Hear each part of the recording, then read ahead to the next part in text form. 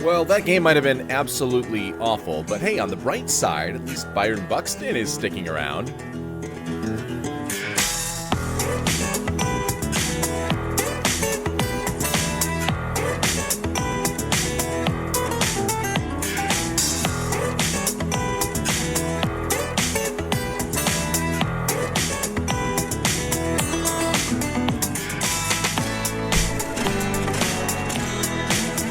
Hello and welcome to the Twinkie Town Tavern, where the beer is always cold, the Twins talk is always hot, and the stools are always open. I'm your host, Josh Kolojeski, inviting you to grab a drink, pull up a chair, you're going to need it, because we're going to talk about the Twins getting absolutely smoked by the Los Angeles Dodgers, 12-3. Here's how it happened. Kendry Rojas is back off the injured list, making a spot start for a sick Joe Ryan.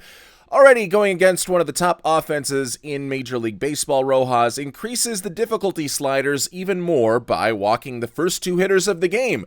However, he gets Freeman and Betts with strikeouts, but Tommy Edman grounds one over the glove of Luke Keaschall to bring in one in the inning. But hope is not lost. Victor Caratini, he might have lost the ABS challenge, but instead of taking a walk, had he been correct, he instead deposits one over the left center field wall for a solo home run to tie the game.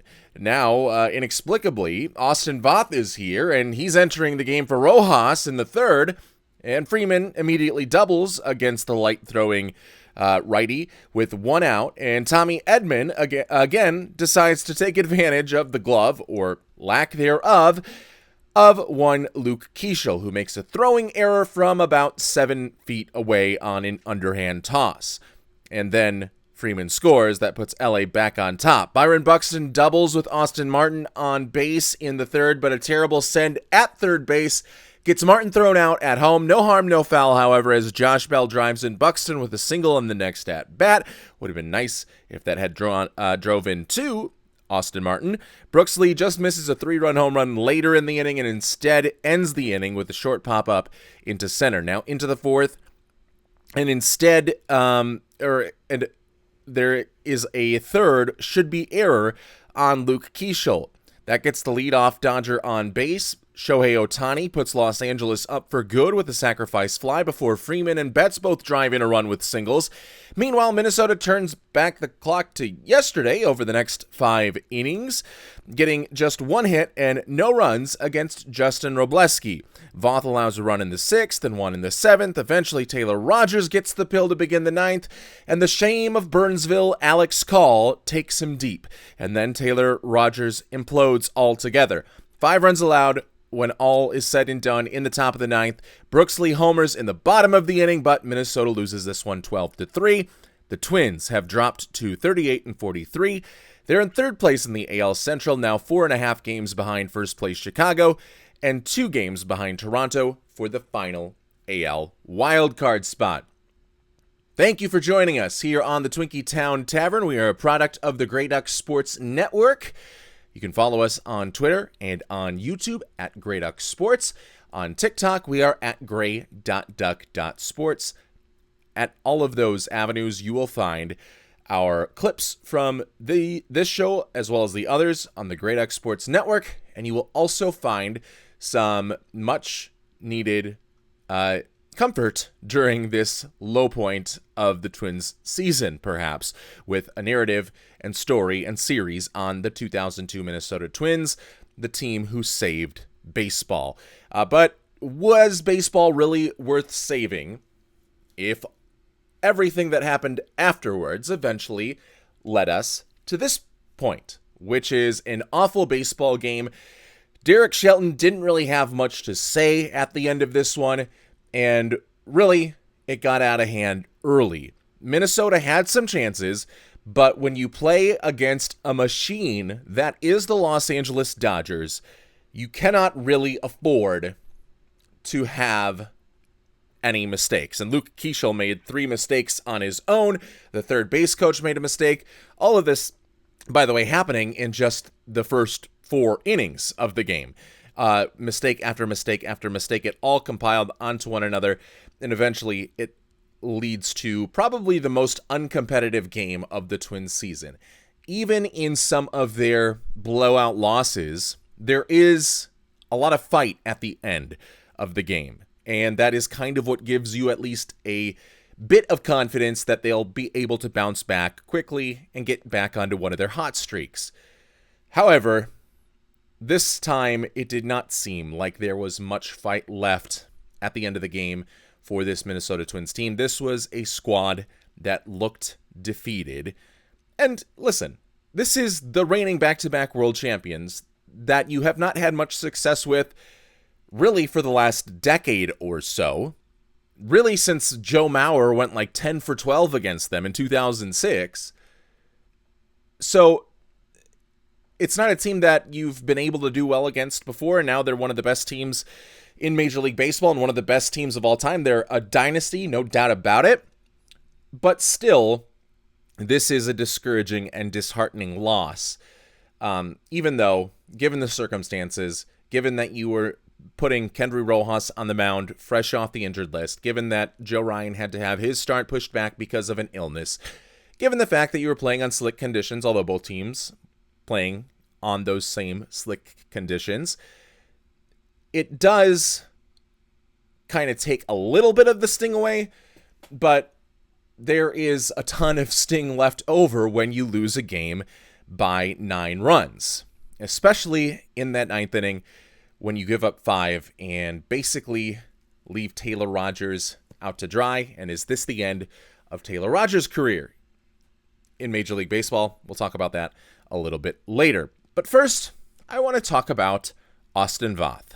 And I'm going to pair him with such well-known names in Twins history as Tim Melville, Nick Tepesch, Chris Heston. All of these players were a part of the 2017 Minnesota Twins. And you may be looking right now and seeing, were these actually players in baseball? Were these guys actually in the MLB? Or is Josh just using a random name generator to try and entrap us into a nefarious plot of some sort? No, all 3 of those guys were on the 2017 Minnesota Twins, and I know this because I was an intern for the 2017 Minnesota Twins, and when all 3 of these guys either had their contract selected or were brought up or were signed, we had to do some story and some interview for the pregame radio show run by Chris Atterbury at the time, and get quotes from them, quotes from players that had played with them at previous stops, quotes from the pitching coach or the manager at the time, which was Paul Molitor. And the one thing that all 3 of those guys have in common in a season in which the 2017 Minnesota Twins at that time set I'm not sure if it was a major league record or just a team record, but it was a record for most pitchers used in a major league season. It was the first year of Falvey and Levine, and it was the first time I think with the Twins, you really saw them kind of cheat with the injured list a little bit and basically just use Rochester, at that time the AAA affiliate, now obviously St. Paul, but use that as kind of a place to keep some of the pitchers as like a longer unofficial Twins bullpen. But Tim Melville, Nick Tepesch, and Chris Heston, I put in a ton of legwork to get interviews. I put in a lot of hours before each of their games to bring out these great stories that we can use in a 2.5-minute segment for Chris Atterbury on the Twins pregame lineup card. And just like that, they were gone. All 3 of those guys pitched 1 game for the Minnesota Twins, and all 3 of them had disastrous games, and all 3 of them were gone immediately after those games. And I think the same needs to be done probably with Austin Voth. And I know not all of the issues, rather, were Voth's fault in this 12-3 loss, but giving up 5 earned runs in 4 innings of work still isn't really going to cut it, especially when he's giving up, 11 hits in that 4 inning of work? He was kind of randomly he kind of randomly had his contract selected coming into this game this morning. They had the open roster spot still on the 40-man from Justin Lawrence being designated for assignment the other night, and they decided to demote Cody Laureson, which I'm all on board for that, but I am not on board for Austin Voth coming on to this Minnesota Twins team, because he's a guy that really has not had any success despite having a long track record of playing for teams at the major league level. He had one season in 2024 that was right before an injury with the Seattle Mariners, in which out of the bullpen he was decent. He was like, Casey Fiend or Jared Burton for the Minnesota Twins in the early 2010s. Like, good, but not spectacular, and only kind of good for one season. Everything else outside of that in his major league career has been absolutely dreadful. The Washington Nationals tried to give him chance after chance after chance to be a starting pitcher, and he failed them each and every time and lost that job, it seemed, each and every year. And he was like the Lucy holding the football to the Charlie Brown that was the Washington Nationals, where they would give him a shot next year and he would pull the football once again as the Nationals fell onto their backs and saw any hope they had of Austin Voth developing once again evaporate, at least until next year. We don't need to see Austin Voth in a Twins uniform again. Let's let him go the way of Tim Melville, of Nick Tepesh, of Chris Heston, although, at least Chris Heston threw a no-hitter at the major league level, not with the Twins, obviously, but he had some sorts of success as a major leaguer.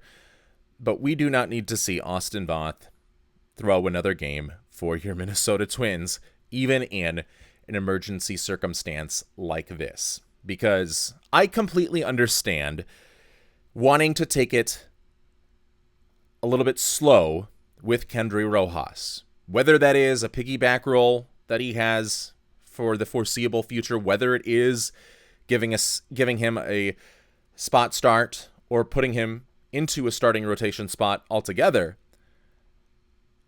The first game back off the injured list, especially when you're not expecting to be the starting pitcher and then you already have some command issues, it is definitely forgivable to only let that guy pitch 2 innings.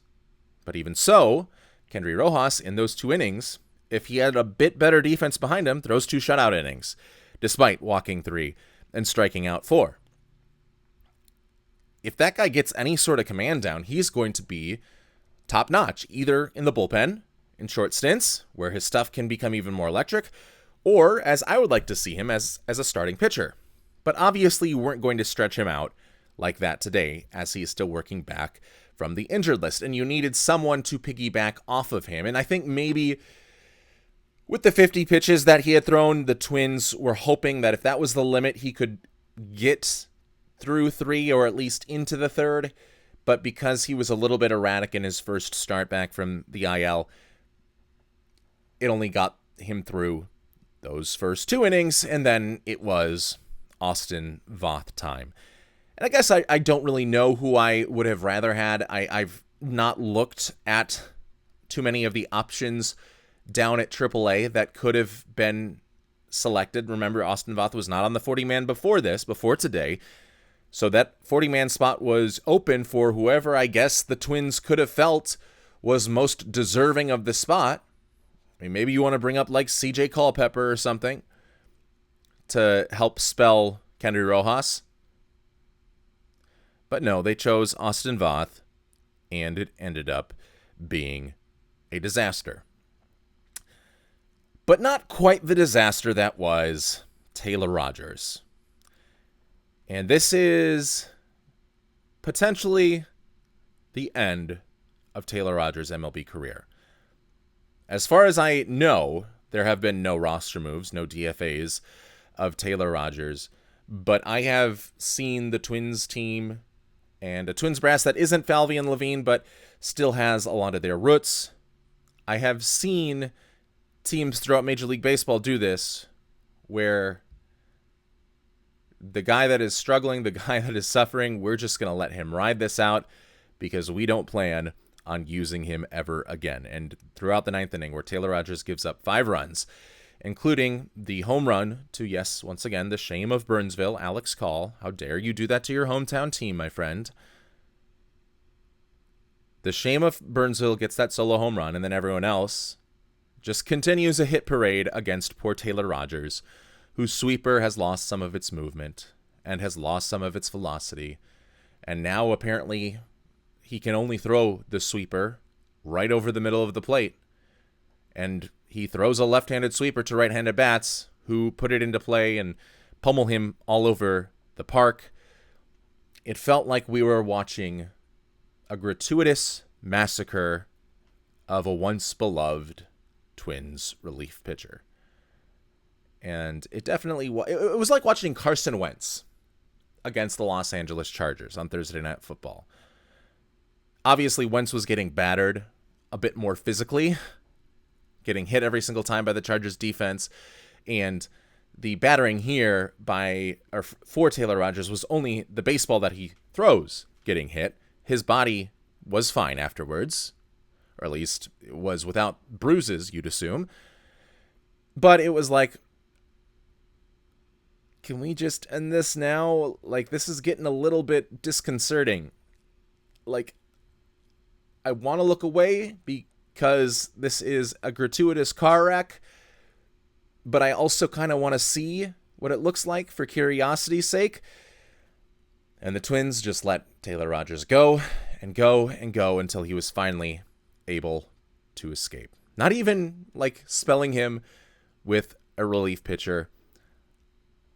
That is the sort of outing that makes me think that Taylor Rogers' time, at least with the Twins here in his second stint, is officially over. He had some decent moments, but it has been more on the low side than on the high side. And again, that is fine. We have been kind of piecing this bullpen together all season long and are going to continue to do that to decide what parts that we can have for a potential stretch run. Because again, despite this loss, despite kind of feeling yucky after this game, the Minnesota Twins are still just 2 games out of a playoff spot and still just 4.5 games off of the lead of the Chicago White Sox of all teams. By no means world beaters. A team that is overperforming its overall talent on its roster by a significant margin. That's a team that the Twins can catch. 4.5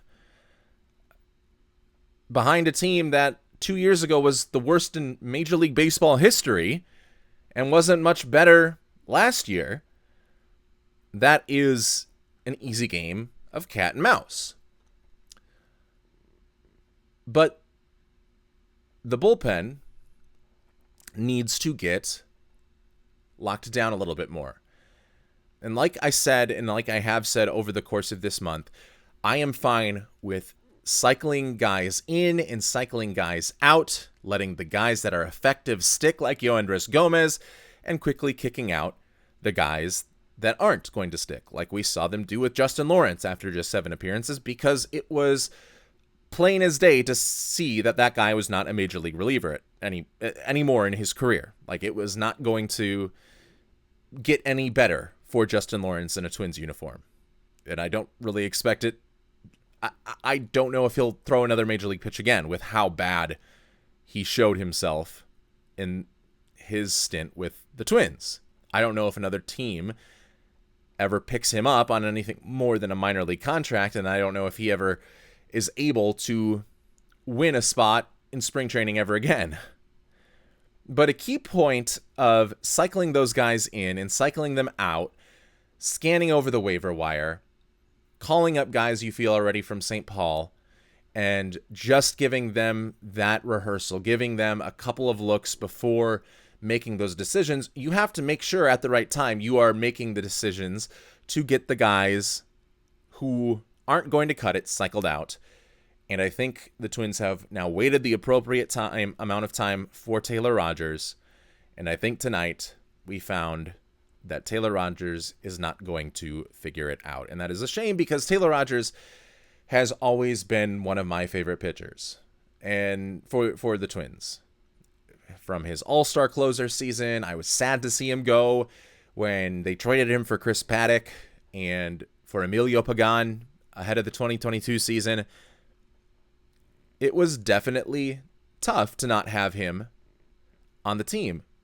In 2017, I remember interviewing him. It seemed like every single time he pitched at home out of the bullpen, he had a solid outing, and it was, now we get to go interview Taylor Rogers, who is a well-thought-out, thoughtful, well-spoken sort of player, and would stop outside of the players' parking lots to sign autographs for fans that were waiting outside of, in 2017 at least, this is what he would do. He would have no issue signing autographs for the fans that were waiting by the players' parking lot gate. I saw his black truck drive by so many times and stop right there. And there's always a typical 7 or 8 fans that were waiting, and he would always sign. And I always had a lot of respect for him because that's not something that he really needed to do on his way off of his job. But he did. So I think it certainly is, for me, a bit of a grieving process now that we have seen perhaps the last of Taylor Rogers as a Major League Baseball player. But I will always remember the success he was able to have in the late 2010s and the early 2020s for your Minnesota Twins. And best of luck to whatever future endeavors await Taylor Rogers moving forward.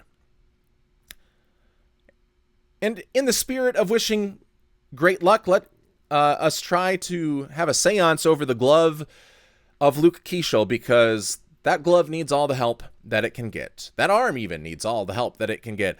I was about a few points away, a few missing takeaways away last night and the night before from having Luke Keaschall's improved defense be one of my takeaways from the series finale against the Diamondbacks or the first game against the Dodgers in this series. And, well, now after tonight's game, I am glad that that was left on the cutting room floor. That I decided, let's wait a little bit before we make a definitive declaration that Luke Keaschall has made significant improvements on his defense at second base, because tonight it was bad. First inning, ball short hops him. He looked like he was kind of caught in between, and it was a line drive kind of up the middle. It skips over his glove. A dying line drive. If he is playing a step back, he gets an easy hop and is able to end the inning. But he kind of gets all caught up and gets caught on his heels and hesitates just a second, so that instead of either catching it before it hits the ground or getting the long hop, it short hops him and skips over his glove. That happens. You'd like to see it happen less and less as a player gets more and more experience at second base, but it certainly is something that happens. You're not always going to be able to read the trajectory of the ball just like that, especially when it had the exit velocity that one had off the bat of Tommy Edman. The one that is much less forgivable is the one that Tommy Edman hit in the third inning that ended up scoring, or maybe it was the second inning that ended up scoring the second Dodgers run of the game. No, it was the third. My apologies. But in the third inning, Tommy Edman, slow roller to Luke Keaschall up the first base line. It could be out number 3 once again. And all he has to do from about 8 feet away from first base with Royce Lewis putting up a big target for him is underhand toss to Royce Lewis. And instead, I've never seen someone get the Chuck Knobloch yips from 8 feet away, but that is the only explanation that I have for what happened. He underhand tosses it essentially into the first base dugout. Nowhere near first base. And it's not like Royce Lewis was in motion. It's not like this is a pitcher underhanding it to or a first baseman underhanding it to the pitcher, where you kind of have to hit him in stride. No, Royce Lewis was waiting at the bag, and Luke Keaschall completely flubbed the ball and threw it all the way past him. So, how much of a future does Luke Keaschall have at second base? Because I like his bat, although it hasn't lived up to expectations for what you'd like to see this year. It hasn't lived up to what he was able to do last year in his, 40, 50 games with the Twins. But his glove absolutely cannot play at second base right now. And maybe you can give him some more time in the offseason to learn, but there was a reason that during spring training, he was getting run in the outfield a lot. And at first it might have been, okay, it's because we want the depth there in case, we need to have a game against a left-handed pitcher where we don't want to have Wallner or Trevor Larnach out there in the corners, and we can bring up one of our right-handed middle infielders to play second, and then we can put Luke Keaschall in left for that game, and have a right-handed hitting heavy lineup. But that was not the ultimate reason. It was because the Twins did not trust his defense 100% at second base, and I don't blame them from what we've seen so far this season. Should have probably been credited with 3 errors in this game. Instead, he owes the target field scorekeeper a nice 20 because he only gets charged with 1 and now has 8 errors on the season. But corner outfield can be an option. He's got athleticism. It'll take a little bit to learn the position, but that's why you started working on it in spring training. And we saw how quickly a good athlete can pick up first base with Royce Lewis. I would much rather have Royce Lewis at second and Luke Keaschall at first. I think Royce Lewis, a guy who was drafted as a shortstop, a guy that spent the early portions of his career as a shortstop throughout the minor leagues, and then even in his first stint as a Minnesota Twin, played both shortstop and center field until suffering an untimely injury in center field. But a couple years ago, the glove was good enough to play at shortstop. Earlier this season, it was good enough to play at third base. I don't see why it wouldn't be good enough to play at second and then just move Luke Keaschall over to first. But I do not want to see Luke Keaschall play much more second base this season unless the Twins are just in a spot where their backs are against the wall. And obviously, I think we are, unfortunately, going to see a lot more of Luke Keaschall playing second base. I believe my wishes, wants, and desires made vocal here on the Twinkie Town Tavern program are not going to be answered in a positive manner by the Minnesota Twins. And then another day where the Twins just had a tough time hitting a weak contact pitcher. A pitcher that likes to pitch to contact. And I kind of like this from the Los Angeles Dodgers. A team that probably, early on in the early mid-2010s when they brought Andrew Friedman over from the Rays, in order to be a step ahead, it was getting high strikeout guys and guys that can just miss bats. And obviously Clayton Kershaw was already there, so that's one guy. But it would be guys that kind of fit that mold, like Chris Capuano as kind of a starter and a reliever with the Los Angeles Dodgers. A guy whose FIP numbers showed that he was pitching a lot better than his ERA showed. His fielding independent pitching numbers, which is a conglomerate mix that is ERA adjusted or made comparable to an ERA by only taking account of your walks, strikeouts, and home runs given up throughout the course of a season. But it was the Dodgers that really heavily invested into that FIP revolution, the fielding and independent pitching revolution. And now I think they are back out ahead of the curve as the downswing of the FIP revolution comes, and you have guys whose stuff is playing at such a high rate because they've been told strikeout, strikeout, strikeout, that now they're injuring their arms all the time. And because it's just throw as hard as you can, maybe the control is not always there. I mean, obviously for someone like Jacob Mizorowski, it's the best of both worlds, but it seems like the Dodgers are leading the trend of going back to this Rick Anderson type of mold of fill up the zone with strikes, get a lot of weak contact, and be efficient with your pitches, because that's what Justin Robleski was able to do against the Twins. Just 92 pitches in his 7 innings of work. Didn't give up any hits except for one after the 3rd inning. 4th, 5th, 6th, 7th, only gave up 1 hit the rest of the way. He put together another excellent outing, and he is now 9-2. This was not like Eric Lauer from a night ago, who didn't have the track record of success as a contact pitcher. This is Robleski, who's done it all season long as a starter. And it was interesting to see the Dodgers play-by-play guy, Joe Davis, one of the best in the business, the guy that calls the World Series. He said that Justin Robleski this year has the lowest amount of hard hit, has the lowest batting average whenever a ball is hit against him, or something along those lines. And he's tied with Jacob Misiorowski. When he throws a strike in the zone, least amount of possible of those strikes in the zone are put into play for base hits. So it's not completely a bad, but thing is, when he fills up the strike zone, hitters just are not turning those pitches into base hits.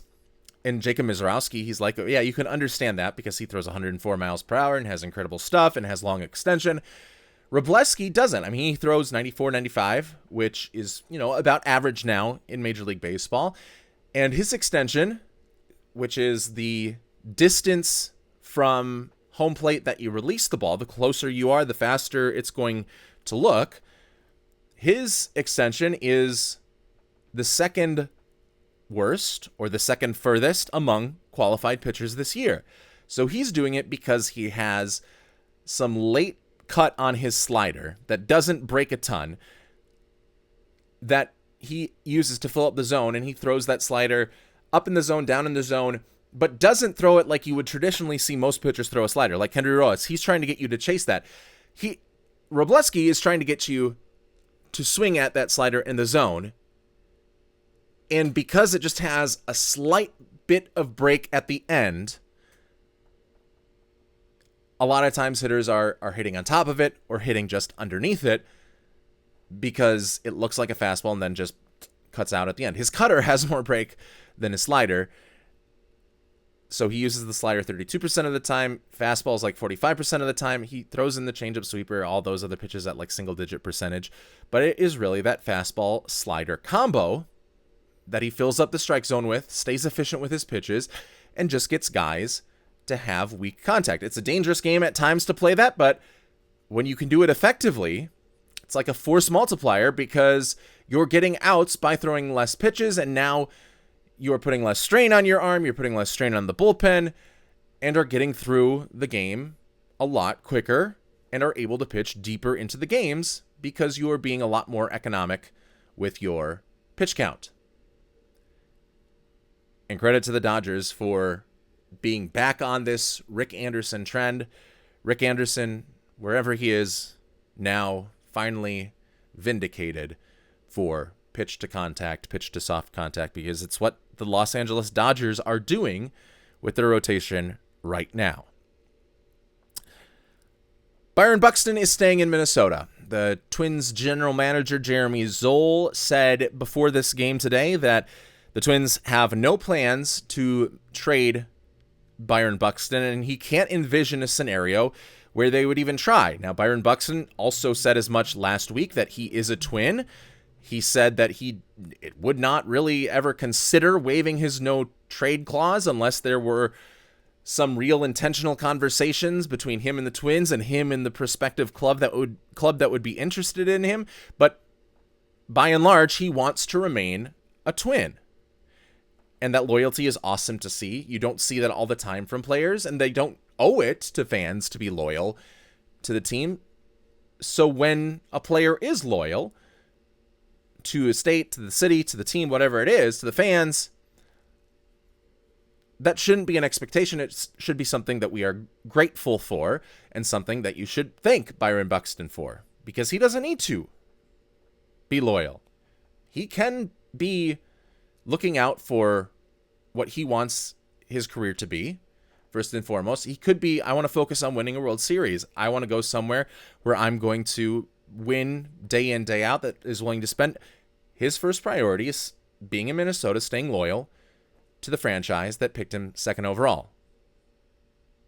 And again, I don't want to say that with too much sentimentality, because it's not like I don't want to come off with a boomer take like, oh, yes, this is how all players should be. No, they don't owe it to that organization, but it's still nice to see as a fan from time to time when a player says that he likes the location he's playing in, he likes the fan base that he's playing for, and he doesn't really want to be moved off of that. So Byron Buxton doesn't want to go.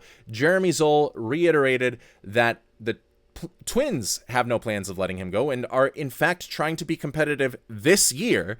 Right now, that points me to them potentially being buyers at the deadline.